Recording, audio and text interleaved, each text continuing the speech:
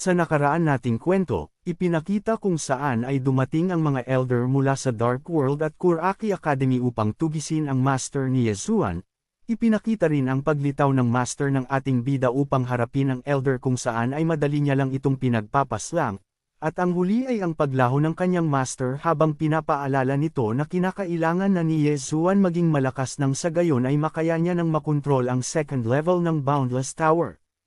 Kaya't atin nang simulan ang kwento. Nagsimula ang eksena nang mawalan si Yezuan ng malay matapos ang matinding labanan mula sa mga Elder ng Kuraki Academy at Dark World. Ay lumipas na rin ang isang araw kung saan ay ipinakita ang ating bida na kagigising lang sa isang silid.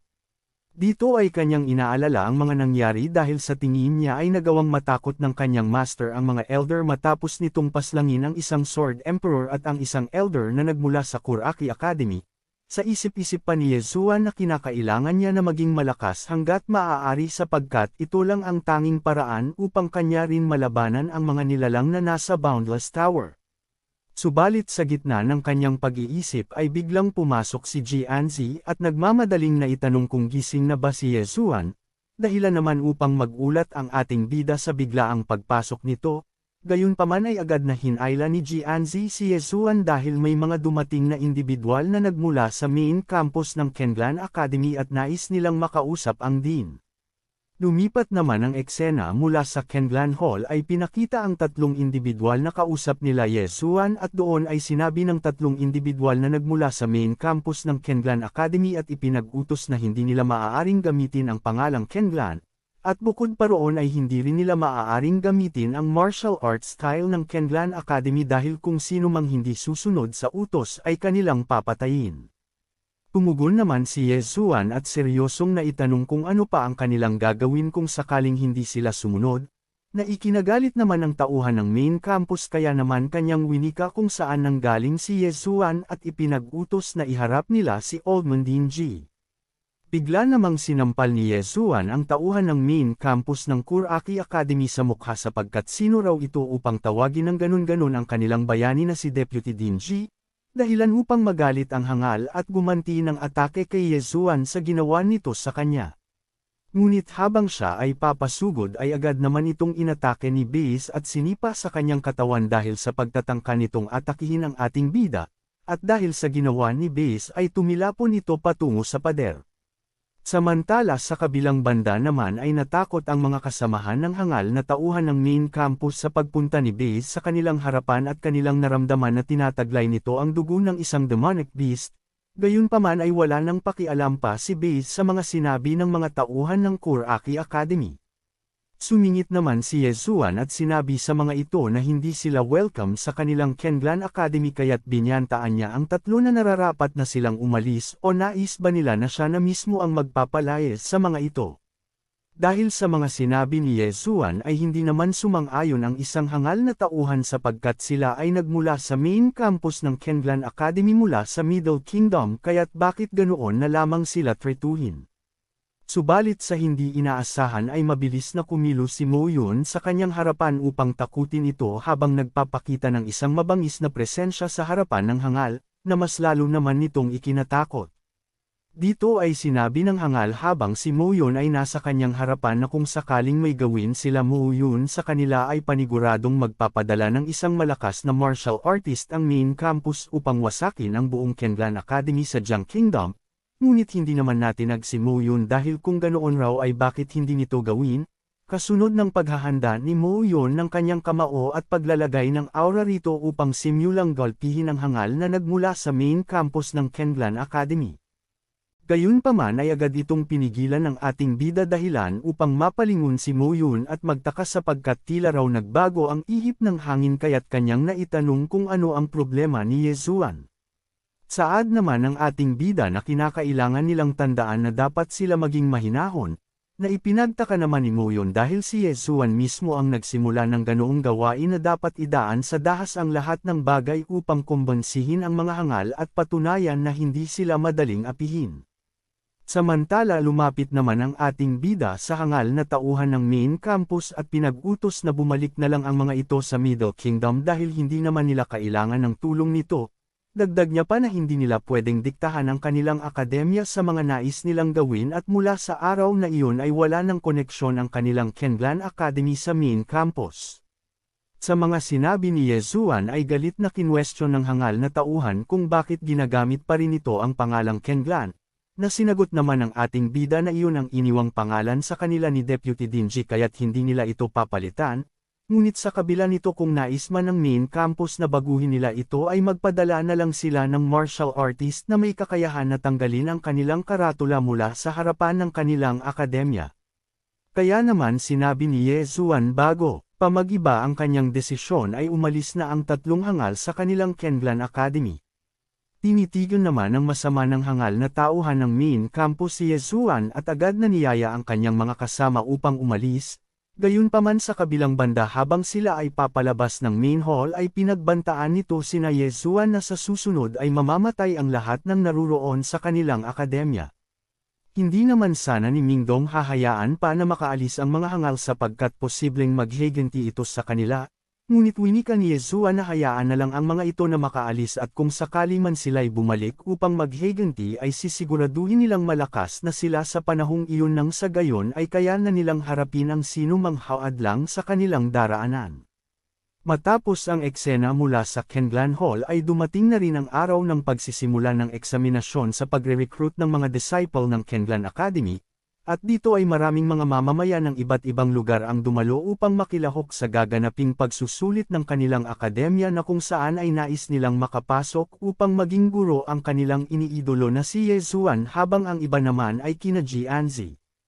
Tuwang-tuwa naman sina Yezuan sa kanilang nakikita sapagkat napakarami ang nais makilahok upang makapasok sa kanilang Kenlan Academy, ngunit ikinabahala naman ito ni Mo Yun kung makakaya ba nilang suportahan ang lahat oras na sila ay makapasa sa pagsusulit.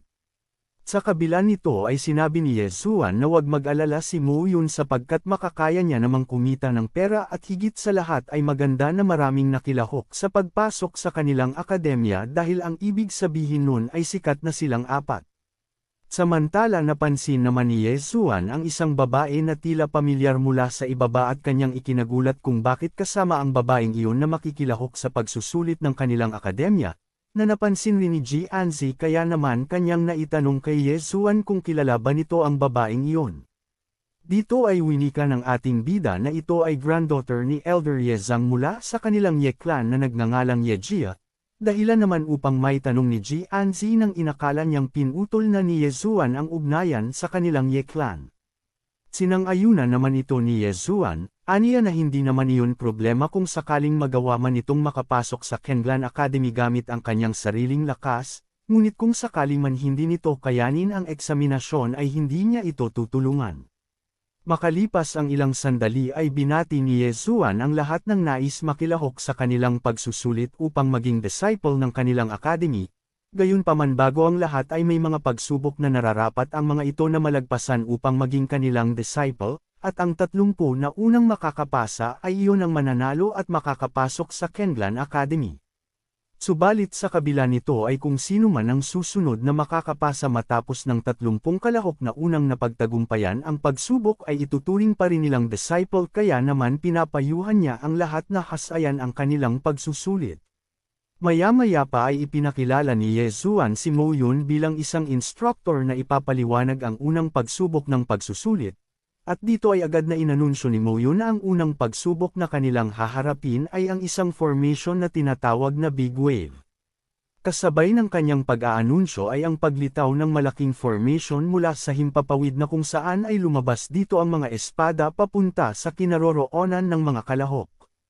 Saad ni Mo Yun na kung sino man ang tatamaan ng espada na ilalabas ng formation ay idideklara ng hindi pumasa. Kaya naman agad gumawa ng pagdepensa ang lahat ng kalahok mula sa ibaba habang sa kabilang banda naman ay ganoon rin si Yejia, na napansin naman ng ating bida dahil sa tinataglay nitong talento sa paggamit ng espada sapagkat hindi niya inaasahan na magiging mahusay ito. Samantala habang abala si Yezuan sa pagsubaybay sa mga kalahok ay dumating ang dalawang patriarch mula sa Chinzhou City na sina Zanglai at Liu at binati ang ating bida sa muli nilang pagkikita. Napansin naman ni Yezuan ang dalawa kaya naman naitanong niya kung ano ang dahilan ng kanilang pagtungo roon, Na sinagot naman ng dalawang patriarch na dinala nila ang kanilang mga anak upang makilahok sa gaganaping pagsusulit ng Kenlan Academy. Sa kanilang usapan ay pinasalamatan ng ating bida ang dalawa dahil kung hindi dahil sa kanila ay baka hindi niya naabot ang ganoong estado ng buhay ngayon matapos siyang itakwil ng kanyang pamilya. Gayunpaman ay naitanong ni Yesuan kung nasaan ang mga anak ng dalawang patriarch. Itinuro naman ni Patriarch Liu ang kanilang mga anak mula sa ibaba, at doon ay ipinakita ang dalawang kalahok na may mahaba at puting buhok na abala sa pagsalag ng mga espadang bumubulusok sa kanila. Bagamat nalaman ng ating bida kung sino ang mga anak ng dalawang patriarch ay winika niya na hindi siya nagbibigay ng pabor kahit kanino man sapagkat nais niyang maging patas ang gaganaping eksaminasyon. Sinang-ayunan naman ito ng dalawa dahil ang kanilang mga anak ay masaya sa kanilang ginagawa at kung sakali man raw babalikan ni Yesuan na sila ay ipasok ng hindi dumadaan sa pagsubok ay hindi nila ito gugustuhin, saad pa ng dalawang patriarch na kung hindi man magagawang makapasok ng kanilang mga anak ay nasa kanilang mga abilidad ang dahilan kaya hindi nila nagawang makapasa. Makalipas ang buong maghapon ay natapos na rin ang lahat ng pagsubok na kung saan may bilang na 40 mga kalahok ang nakapasa at magiging disciple ng Kenlan Academy. Agad na binati ng ating bida ang mga kalahok na naroon at ipinaliwanag na ang mga patakaran ng kanilang Kenlan Academy ay hindi pa ganap na naisasagawa. Gayunpaman kalaunan ay kanila na itong sisimulan na ipatupad. Dagdag niya pa na mayroong 4 na instructor sa kanilang akademya na maaari nilang pagpilian ayon sa kanilang mga kakayahan. Lumipat naman ang eksena mula sa palasyo ng Jiang Kingdom ay may isang individual ang kausap ng hari na nagmula sa kaharian ng Chu Kingdom sapagkat nais nitong humingi ng eksplanasyon matapos paslangin ni Yesuan ang kanilang prinsipe sa loob ng Secret Realm. Tumugon naman ang hari at napakamot sa ulo, saad niya na ang nangyaring digmaan sa loob ng Secret Realm ay isang life and death battle kaya naman kanyang ipinagtataka kung bakit sumali pa ang kanilang prinsipe kahit na alam niya ang patakaran sa loob nito. Wika pa ng hari na kusa itong tumungo sa loob ng Secret Realm na naging dahilan ng kanyang pagkamatay at ngayon ay naghahanap ang kanilang kaharian ng hustisya at masisi sa pagkawala ng kanilang prinsipe. Dahil sa galit ay dinuro ng individual na nagmula sa Chu Kingdom ang hari dahil sa sinusubukan raw ba nito na protektahan si Yesuan, na sinagot naman ng hari na siya bilang pinuno ng Jiang Kingdom ay handa siyang protektahan si Yesuan kaya't ano raw ba ang magagawa nila tungkol doon. Sa mga sinabi ng hari ay seryosong sinagot ito ng individual na para sa kapakanan ni Yesuan ay handa ang Jiang Kingdom na maging kaaway ng kanilang Chu Kingdom at hindi raw ba ito natatakot na magsimula ng isang labanan sa pagitan ng dalawang kaharian. Saad naman ng hari na wala siyang masamang intensyon at hindi niya naman nais magkaroon ng isang digmaan, ngunit si Yesuan ay ang kanilang national sergeant at kung sino man ang magtatangka sa buhay nito ay ibig sabihin na sinusubukan rin itong hamunin ng isang digmaan ang kanilang Jiang Kingdom. Matapos marinig ng individual ang mga sinabi ng hari ay mabilis itong tumalikod at naglakad papalayo sabay sinabing kung iyon raw ang nais ng Jiang Kingdom ay humanda ito sa isang digmaan. Samantala, may isang elder naman na nagsalita at nag-aalinlangan kung sakali man matuloy ang digmaan. Ang kanilang prioridad ay ang buhay ng mga mamamayan ng kanilang kaharian.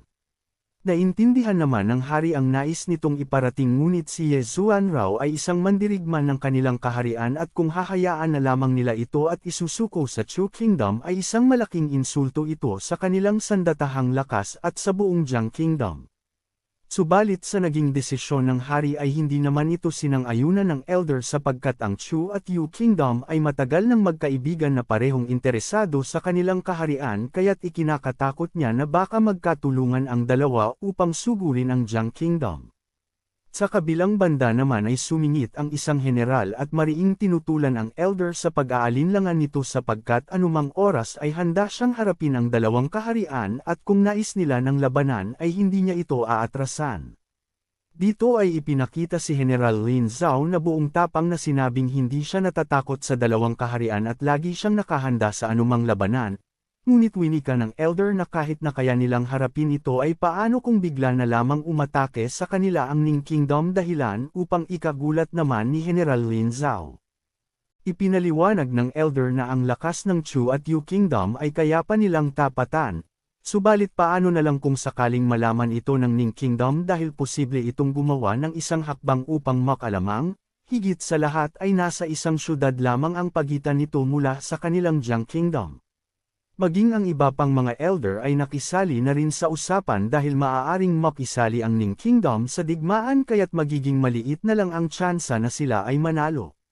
Napagtanto naman ng hari ang lahat ng kanilang pananggangamba at dahil doon ay winika ng hari na magpapadala siya ng isang tao upang kausapin ang pinuno ng Jiang Kingdom at makipagnegosasyon.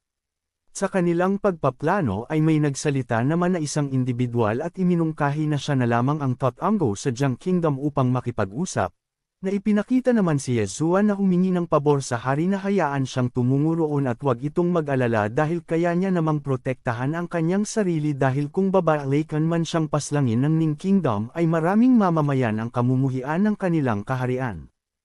Ikinatuwa naman ng hari ang mga sinabi ng ating bida at agad na ipinag-utos na ipadala si Yezuan sa Ning Kingdom, ngunit bago ito umalis ay winika ng hari na wag itong mabibigo sapagkat tanging tagumpay lang ang nararapat na maging resulta ng pagtungo niya roon, dahil sa oras na ito ay hindi magtagumpay ay kakaharapin ni Yezuan ng mag-isa ang mga mandirigma ng Ning Kingdom.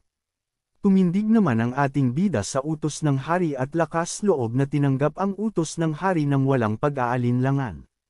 Kaya naman abangan sa susunod ang pagtungo ni Yezuan sa Ning Kingdom at kung ano ang mangyayari sa mga susunod na kabanata. Kaya't huwag kalimutan mag-subscribe at i-like ang ating video.